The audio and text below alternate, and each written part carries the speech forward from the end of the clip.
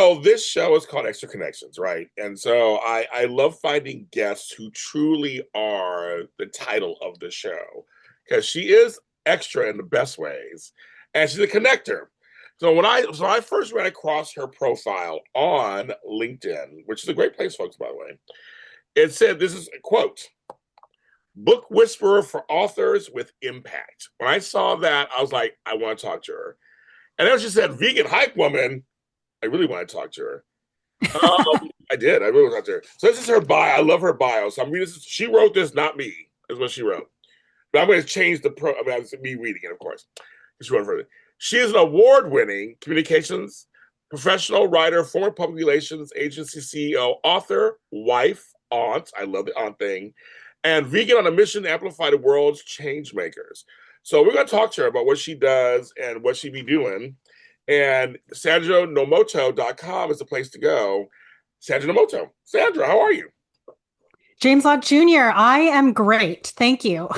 Thanks for having me here. It's my pleasure. Okay, so I want to start with the book whisperer for authors with impact. And when I read that, I thought that's a great description. You don't see that very often. And I work with a lot of people who are impacting life. So explain what that means for you, book whisperer for authors with impact. Yeah, my business in the last 5 years has taken a few different twists and turns, and 2020 was when I started working with authors. I would say later in the year, more than when the year started. And yeah, about 3 years later, I found myself working with authors, but my title that I was using at the time didn't really reflect that. And so I just came up with Book Whisperer. And yeah, I've kind of been using it ever since. So it's probably about 2 years now. And I do a couple different things. So I can ghostwrite books, I can edit books, and I can format books. I would say those are my three core services. And you just can't get that with one title. So so I had to come up with something. And so Book Whisper is what I came up with. And then, yeah. And then if people are more intrigued, oh, okay, well, what does that mean? It's obviously something to do with books. Then they can ask more questions and we can get more into it. Yeah, so book whisperer, I like that. So it explains it. But so folks that just for folks at home don't know this, in the biz, there are ghost writers. So can you explain what it is you do as a ghostwriter? If someone says, I need you to full out a book, finish a book, or start it, like whatever, what is it that you do for folks who don't know what that means? Yeah, for folks who are new to that term in general, I would say a ghostwriter is somebody who writes for somebody else. And that somebody else, so let's say it's a celebrity who's got a book deal. They have they're obligated to finish this book by a certain time, but they don't have time to sit at a laptop and do it all on their own. So they may hire a ghostwriter to work with them and create that manuscript. It's a little bit different than a co-author because a co-author will get the credit for that writing. A ghostwriter does not. So a ghostwriter gets paid to work with the author to create the work, but they will not get that kind of author credit on the cover of the book. And then how I like to work, so I'm not like the traditional ghostwriter. I like to work with people who want their voices preserved as much as possible. So these could be business founders or just people with a really unique speaking voice. And they don't want to tell their story to somebody else and then have them basically write it in their own way. And so how I like to work is hopping with folks on Zoom and hitting record and maybe I'll interject some questions here and then, but most of the time I like to just listen and let people share their story. And then I go off and I clean up that recorded manuscript. And then at the very end, when we finished all our sessions and the book is finished, I give that back to them, and then they decide what they want to do with it. So that's personally how I prefer to work. It's not like the traditional ghostwriter who will charge 20K up all the way up to six figures, and then really actually write the book in their own style versus what the author might sound like. So, for example, I call you up as a girl. I can't finish writing this. I have two chapters. I just can't finish. I'm too busy. I can't do two chapters. So what would you need to know from me? So just like a sample. Like, what would you need to know from me first? Like, you say, James, do you have a tie? Do you have the meat? Like, what do you want for? Like, what are the first things you would ask me?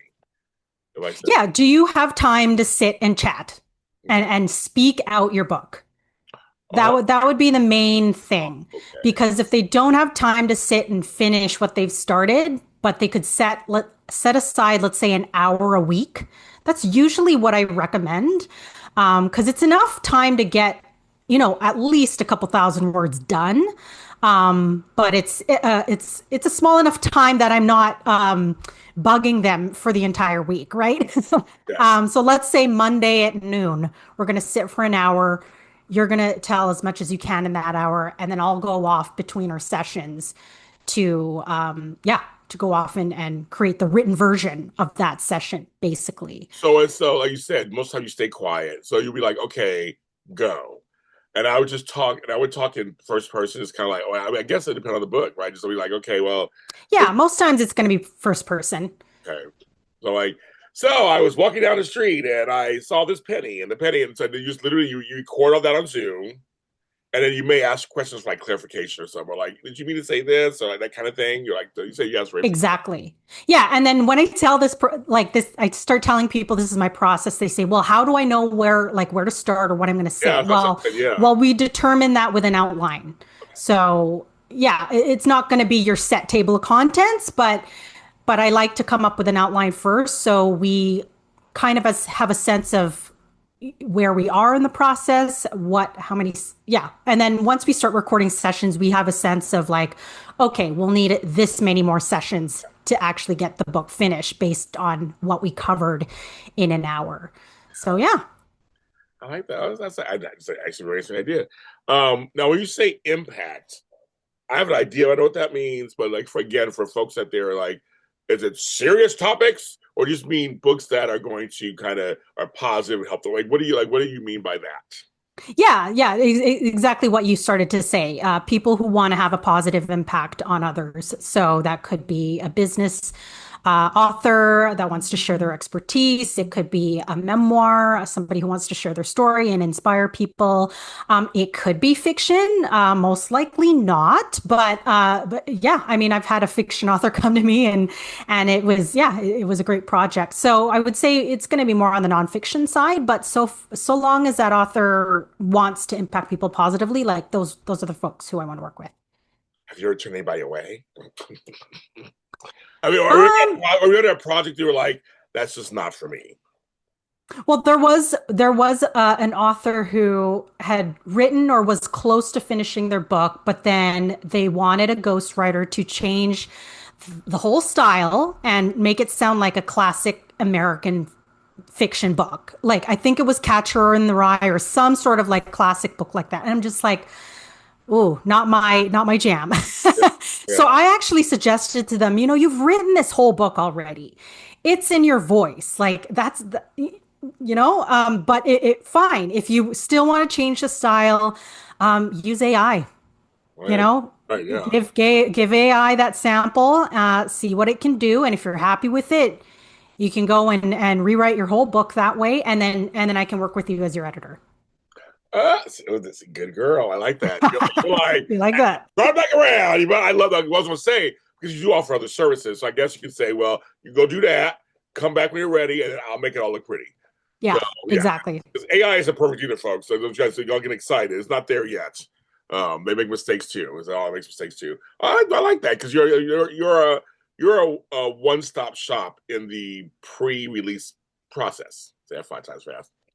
Yeah, yeah, pretty much. Like the only thing I don't do is cover design. Happily we'll outsource that to somebody else. And then just recently, actually, I've started to offer podcast publicity services to authors because I found I'm actually doing publicity for some other clients. But then for the authors, I would, help them edit and format and we get it up online and then goodbye, good luck to you. And then I realized, why don't I just help folks on that other end too? Because the marketing is almost half the work once you get the book up there. So that's how I got in touch with you, actually. I found out you've got your podcast. Yeah. And so now I've got you kind of on my list if authors come to me and they want Please. that Yeah. post-launch support. So Yeah, send them to me, please. yeah. Yeah. No, that's good. No, that's I like that. So it's all because once you write the book and nobody reads it, it just sits on the shelf somewhere. You gotta Yeah. get out there and podcasts. Podcasts are not the future; they're the way now. Podcasts are in. I mean, they're not going nowhere. They are here. Yeah, everybody has one, but it's a good place to go. Podcasts have impact. Some podcasts have real big impact. They do. They do with that. Um, Now, for you, because you have your own interests, but you also market this stuff, because let's say with the vegan lifestyle. Um, this is totally like I just thought this question right now as I'm talking to you. If someone's writing a book about meat, could you do it? I mean, it could, but probably not, because Okay, again, is that under, my definition of impact, right?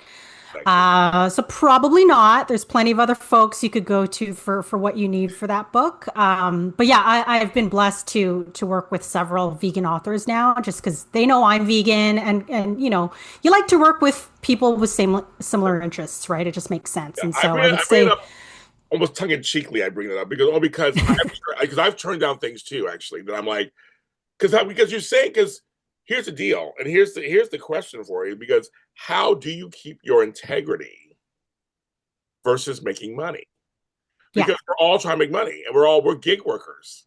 You and I are gig workers, and yep. at the core of it, we're as good as our last gig. I mean, that's kind of what we're doing. We're doing. So I know for me, it hasn't been that hard, but there have been a couple of times I was like, oh, the money would be, but nope, I got to stick to who I am because in the end I'll feel better. How do you do that? How do you do that? Yeah, I mean, if you come to my site, you'll see values are very important to me. That's why I use the title Book Whisper for Authors with Impact.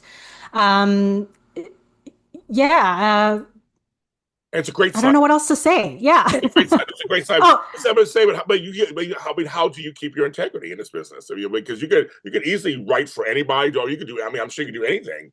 But you're saying I have a specific thing that I believe in, and you're yes. making work happen from that. That's good. But I'm saying that how do you keep the other stuff out and not just go? Yeah, and also because I'm very specific in my on my website, in my socials about who I want to work with, I think the folks who align with that are the folks who come to me anyway.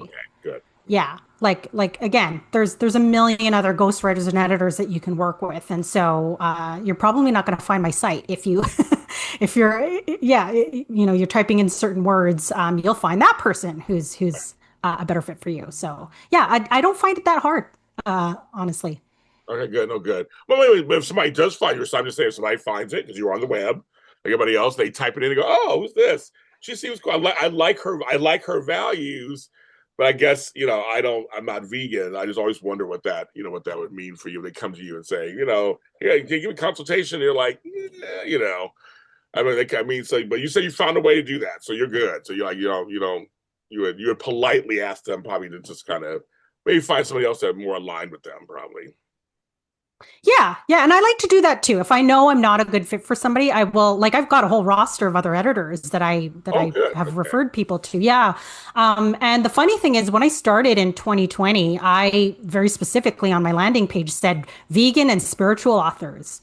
And I left it at that and I said, let's see who comes to me. And just folks from outside of that sphere started coming to me. And so I thought, well, why limit myself? And so again, that's where that word impact comes in. I don't really care what genre you write in, so long as you have this specific intention of inspiring people or impacting them positively. Yeah, that's a great fit. So Yeah.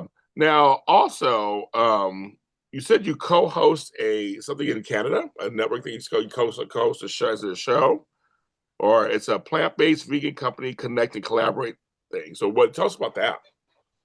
yeah, so our group is called VEG Networking Canada. We are the only vegan networking group for professionals and business owners that exists in the country. It started about 5 years ago. I joined in 2021, and then about a few months later, one of the co-founders stepped down and asked me to step up as co-host. So it's myself and my colleague Justin Manning. Justin is more of kind of the face of the podcast interviews that you'll see on YouTube, but I do more of the back end stuff. So bringing in new members who are vegan, and then the folks who we interview on YouTube, they're not necessarily vegan, so long as they work for or they run a plant-based company operating in Canada, or if it's not operating in Canada, they themselves are Canadian. So long as there's that tie to Canada, yeah, that's who we like to meet, and just we pick their brain about how they started their businesses, where their businesses are going, kind of their tips on surviving and succeeding. Yeah, and then all of us in our group, we're about 40-ish members all across the country. We're all vegan, so yeah.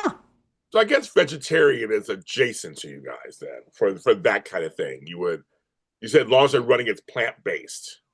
Yeah, yeah. So not all of our guests are vegan. They might be somewhere on the plant-based spectrum, but the requirement to join our group is that everybody is vegan. So, Got it. Got it. yeah. Now explain because I want people just my fans to hear this. What do you consider vegan? Being vegan. What is your philosophy on that of being vegan?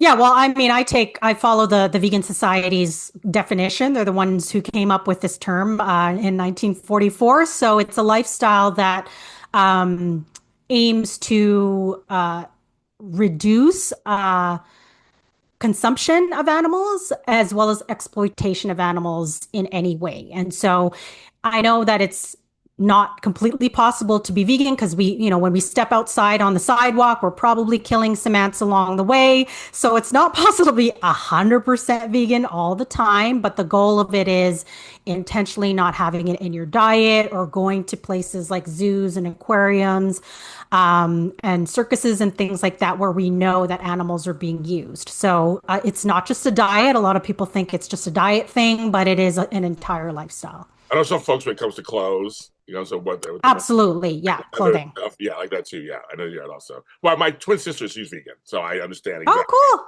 Yeah, she's been there for God, I guess now 10, 11 years. I think now she's been vegan. Uh, Nice. and I'm 7 years in. 7 years, very good. Okay, because some people are like, because I've gone to vegan restaurants with her, I always find something to eat. I mean, I'm fine. I find things. I don't have to have meat every day, so I have fine with it. But my friends were like, "Why sell French fries on a menu at a vegan place?" I go, "Well, chances are they're not being fried in like animal oils or anything. But yeah, potatoes are plants. I mean, but like some that's why I'm saying for you to say to my fans out there, like right in the public, some people don't know what that means. They hear word vegan and they assume it's just one of them. I'm like, but no, yeah, it's potatoes are that and yuca is that, but it's also what are they fried in? I Yeah. ate that the other day. It's like, what is that made in? Beans? Are beans? Oh, yeah, beans are. I mean, but it's what stock are they made in? That's right. That's the whole thing, isn't it? Yeah. Yeah. Absolutely. Yeah. And so, what is your do you do the faux meats and the faux thing? Do you like all that stuff too? Yeah, I try and limit it during the week because yeah, you don't want to be eating too much processed stuff. But every now and then, like I'll make a Mexican dish, and like you want to throw in your vegan cheese shreds in there. Same thing with the meats. But generally, I try and cook more whole food, plant-based during the week, and then weekends are kind of where I'm like, I'm okay with junk food, whatever I'm craving. Yeah, I'll eat vegan. So yeah, So, what made you got go to keep a vegan? nice balance. I know what made you go vegan 7 years ago. So it was actually quite a long transition that took me 11 years. So I saw the documentary Earthlings at the end of 2007, and that's sort of what kicked it off. So it took me a couple of years to remove meat from my diet. I started there. And then for a good chunk of time, I was still eating dairy, seafood, eggs. Was never a big fan of seafood or eggs, but yeah, again, kind of limited that to weekends as I learned to cook during the week, more plant-based. And then said goodbye to seafood when my husband and I ate at Iron Chef Morimoto's restaurant in New York City on our honeymoon. That was my last seafood meal. And then from there, it was just dairy. And I actually kicked dairy for health reasons because I've always had these digestive symptoms that my health team was never able to get to the bottom of. And then, yeah, I finally went back to her and said, I need to get to the bottom of this. Like, I had a really bad incident of acid reflux in the middle of the night. And she's like, let's try a food sensitivity test. And I found out dairy was one of those things on the list. So, yeah, once I did that cleanse, this was 2018, I came to the end of that and I was like, yeah, I can do without dairy. So that was it. That's kind of the date that I count from spring 2018. And then once you do diet, like everything else is so much easier, like clothing, beauty products, Yeah. household products. Yeah. So Yeah, yeah, I have some beauty products and stuff that are vegan. They're not, and no animal testing, all that kind of stuff. I love it, and they're good. awesome. And there's a lot of really great, actually, vegan food. I can try to tell people there's great food out there. Some great tasting food I've had. I've gone to some great in LA, especially. I live in LA because there's a lot of vegan restaurants. A lot Yeah, of it's so vegan, good there. yeah. So I mean, even in the valley, I was in the valley. I was like, wow, there's like all these great places here, and the food is really good. I mean, I have no problem with it. I haven't gone vegan myself, but I have no problem doing a meatless Monday or just kind of every little bit counts, right? I guess it's like that's always the thing because I'm like, yeah, I don't want because I can feel the difference. I don't want all that meat all the time either. I don't want all the time.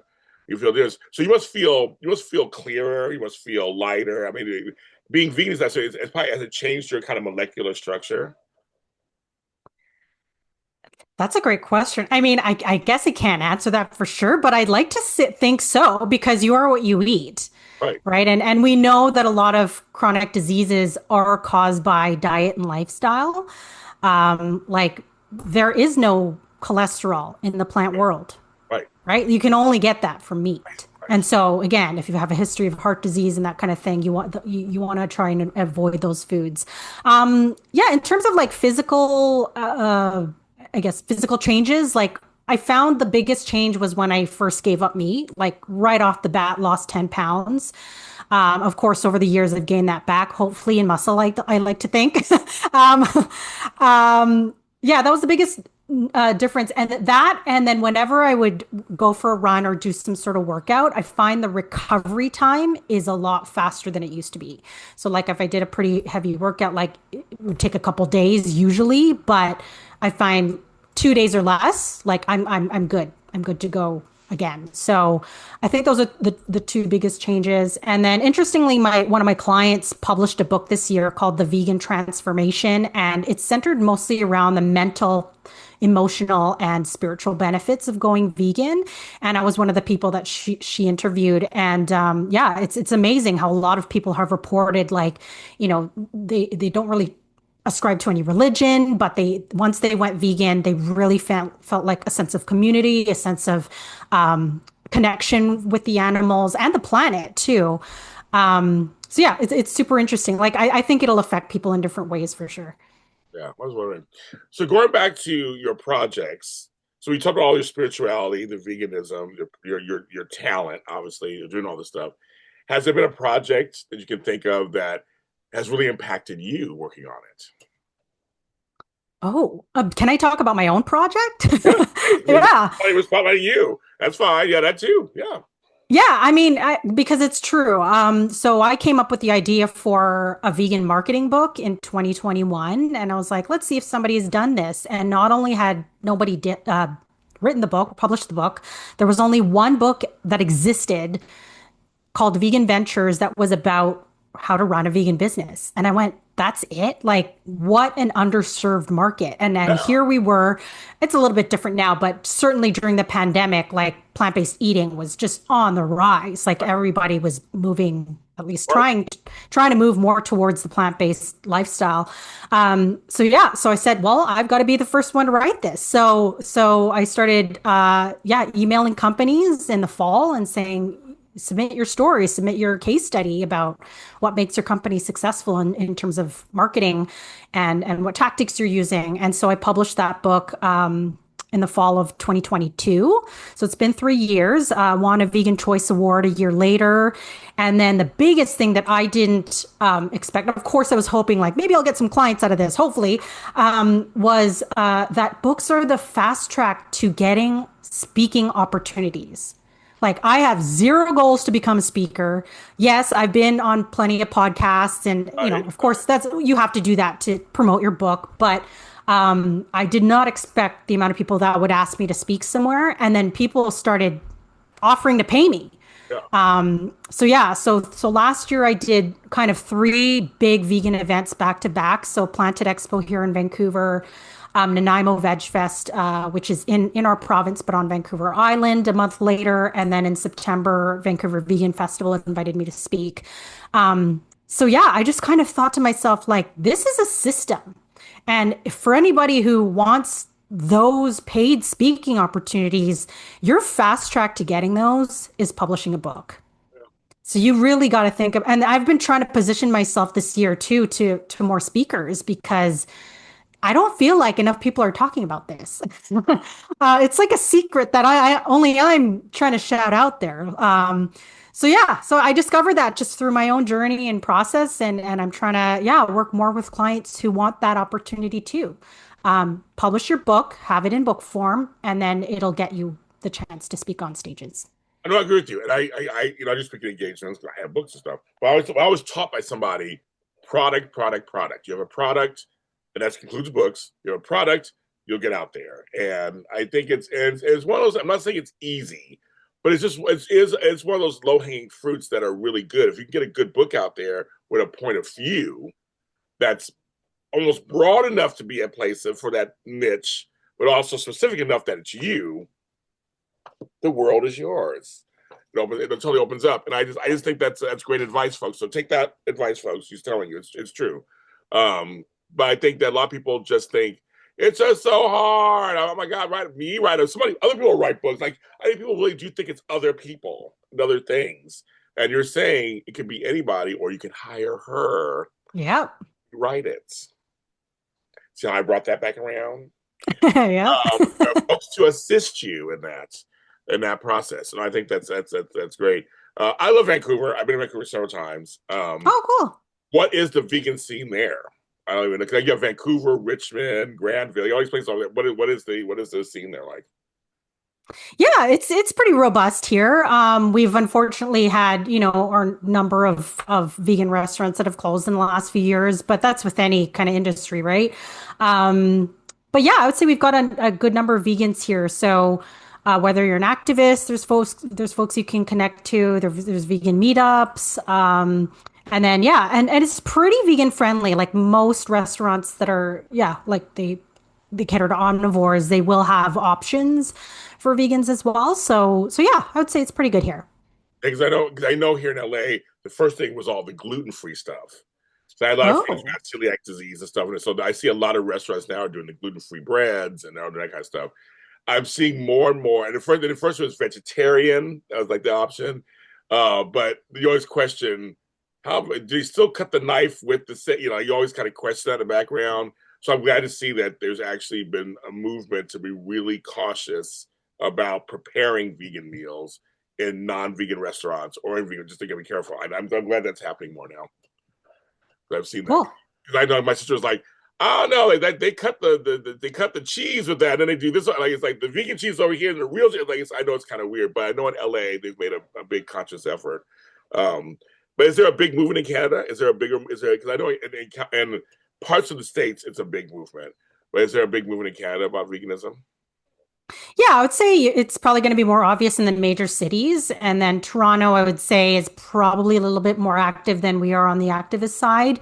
But they've got a bigger population too. But I mean, that being said, like I've just brought in some members, some vegan members on the Atlantic coast of Canada, and I just had no idea whether, I mean, I knew there were vegans out there because there's Facebook groups, but yeah, like folks have found, yeah, found options pretty easily Like there. Nova Scotia, or Yeah, we have one who just joined from Nova Scotia and one on Prince Edward Island. oh, okay, So yeah, very good. Uh, finally reaching that coast. yes, It's I know. been took us Look, 5 years, but Canada is as long as America. It's long, folks. I've been to Vancouver and I've been to Montreal, so I've been to two ends of yeah, same. yeah. So it's been two ends. So it's like, but Canada's long. It's a long, and Yeah. also it's also high too. It's a lot. I think it's far up too. That's very cool. So people want to hire you. or want a consultation or want to talk to you, what is the best way for them to even reach you that you would like? I mean, if you've got a quick question, I'm pretty active on social media. So, yeah, feel free to slide into my DMs. I've got a couple different forms on my website, depending on whether you're a business or you're an author. So, you can fill out the right one, depending on what's right for you. And literally today, I just installed a chatbot. So that should make it a little easier. Again, if you've got a quick question and you arrive on my site, try out my chatbot and let's Yeah. yeah. So from what I've seen, it takes like about a minute for the message to get to me, like on Okay. the app. So it's not instantaneous as social media, but you can give that a try too. I just Yeah. installed it today. This will get her. This will get her. Just say, wait a minute. We'll get there. We'll get there. Yeah, Sandra Moto is the .com is, and it's SANDRAONOMA. Oh my God, all these O's. It's yeah, SANDRANOMOTO. That's what I was trying to get to. that's .com. right. It'll be Yeah. underneath the description, of course, so you can find it and find her. And I say she's on LinkedIn also. You can look at her Sandra Nomoto on there too. That's where I found her. I like LinkedIn. I make a lot of connections on there. I do. I've been more active on there the last couple of years, and like anything, you see results when you're active. Like you said, we see now we met each other, so now we're each other's orbits. And yes, send your folks to me. Anybody wants to come to me, I'll talk about it. I love it. I want to connect with everyone in the world. So thanks for being on the show. Thank you. This was a real treat, James. Yeah, thank you so much. Follow her, folks. Follow her. Do it, please. Put it, like I said, put it underneath. You can talk to her. It's all about connections, folks, and we need to connect. Whether it's Canada to America, or from West Coast to East Coast, or wherever, all over the world, I'm all about connection, and I just think it's makes the world go round. No person is an island. We really are. We're all a giant village. That's what this show is all about. You can follow us on social media, of course, on Facebook. We're on every streaming service platform you can think of, except for Google. There's no Google Podcasts anymore. We get mad at me, but they have it on Apple, on iHeartRadio. We're on Spotify. We're on Deezer, Castbox. We're on all these things. Of course, YouTube, JLJ Media. That's my main page. Please go ahead and like and subscribe and comment. And when you visit her, tell them James Lott Jr. sent you, so she knows that this came from us over here from the interview. We're here every Wednesday, and we'll see you next time.